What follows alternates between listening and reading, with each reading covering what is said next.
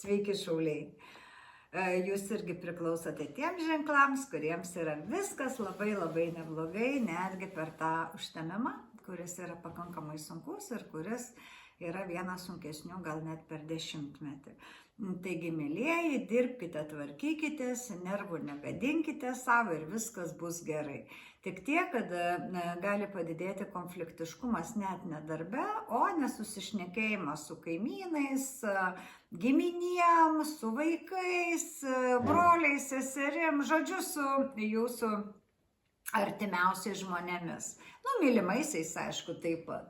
Tad tikrai nekreipkite dėmesio ir žinokite, net jeigu iškils kažkoks nesklandumas, kad visa tai po kelių savaičių praeis ir automatiškai susitaikysite ir būsite laimingi.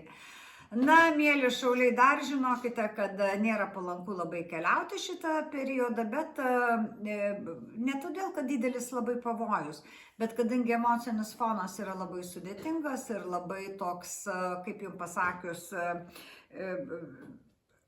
konfliktinis, nes jums yra konfliktinis, tai tu gali susikalti ir ten su kokiu tenais muitininku, ar tai su kokiu ten policininku, netgi su tokiom struktūrom, ar tiesiog sukonfliktavus neįsėsti į lėktuvą. Todėl tik dėl to yra nepalanku važiuoti, bet jeigu, aišku, atsisėdate kartu su žmona, su vyru, su šeima kažkur tai pavažiuoti nelabai toli, kur nėra didelio pervargimo ir įtampos, tikrai galite tai daryti.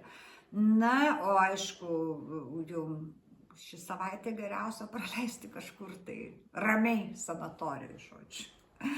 Tai mėly šauliai, būkite sveiki ir laimingi ir iki kitos savaitės ir palaikykite mus prenumeruodami. Ačiū Jums, iki.